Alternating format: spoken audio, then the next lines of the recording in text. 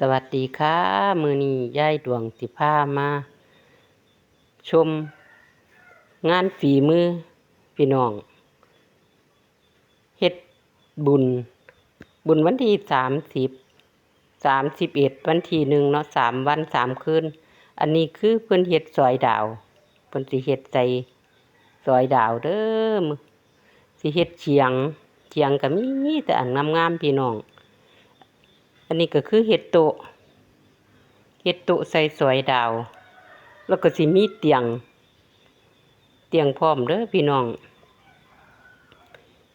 เพิ่นสิช่วยกันเฮ็ดเนาะมีแต่สร้างฝีมือทั้งนั้นเลยเฮ็ดเตียงเฮ็ดเขียงก็มีแต่อันงามๆเบิ่งเด้อพี่น้อง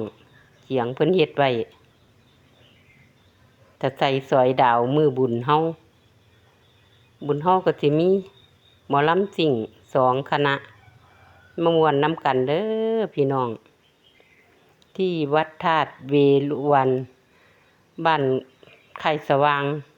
บ้านนาดีค่ายสว่างตำบลนาดีเด้อพี่น้องอันนี้สร้างเพิ่นพากันเฮ็ดเฉียงมีแต่ผู้รอๆสร้างก็ได้เนาะเฮ็ดช่วยกันเบิ่งดู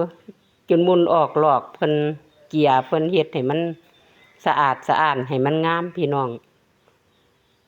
ช่วยๆกันหลายคู่หลายคน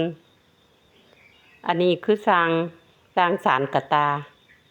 เพิ่นสิเหลาตอกซอยกันเด้อพี่น้องเหลาตอกก็มีแต่ตอกติวเพิ่นสิเฮ็ดฝีมือดีอีหลีเด้อพี่น้องสารกะตาหลายคู่หลายคนจักสารซอยกันผู้สารก็สิสารผู้จักก็สิจักผู้ใดเก่งทางสารก็สิสารซอยๆกันไปมีแต่ผู้หนุ่มๆรอๆโอ้ยซอยกันไปเด้อกะตาเพิ่นหมั่นอีหลีเด้อทนอีหลีพี่น้องเพิ่นสิเอาแต่ตอกติวแหมอันนี้ก็สร้างใหญ่เด้อนี่สร้างกะตางามเพิ่นเฮ็ดงามอีหลีเด้อพี่น้องกะตาหมั่นทนมื้องานก็สิมีหลายอันหลายอย่างเนาะสงปูใหญ่มื้อหั้นก็คือสิสงน้ำปูใหญ่แล้วก็สิมีลำบวงสรวงลำถวายคือซุมยายดวงนี่ล่ะสิมาลำถวายยายดวงก็สิลำถวายทุกปีเพื่อให้อยู่ดีมีแรงเนาะให้สุขภาพร่างกายแข็งแรงขอพรจากปู่ใหญ่ยายดวงก็สิมาทำกับข้าวกับปลาสู่ชุมพ่อใหญ่พ่อตาเพิ่นกินเนาะแต่ละมื้อละเว้นเฮ็ดข้าวสวยให้เพิ่นกินข้าวเที่ยงเบิ่งสร้างเพิ่นเฮ็ดเด้อพี่น้องงามอีหลีเด้อฝีมือเพิ่นมีแต่ตอกติวแล้วเพิ่นก็สิทาสแลกมาสอยดาวเด้อพี่น้องก็บ่มีเท่านี้เด้อมีอีกหลายอย่างหลายแนวไทบ้านก็สิออกมาสมทบกันเอาเฮียนละ2-3สิ้นเอามาสมทบกันบ่แม่นน้อยเด้อพี่น้องมึงกะตาเพิ่นฝีมือแต่ละคนนี่บ่แม่นอันนั้นเนาะมีแต่อย่างคักๆมีแต่อย่างดีๆเพิ่นมาเฮ็ดนี่ก็ฝีมืออย่างคักเด้อนี่ผู้นี่เพิ่นฝึกมามีแต่ผู้เฮ็ดงาม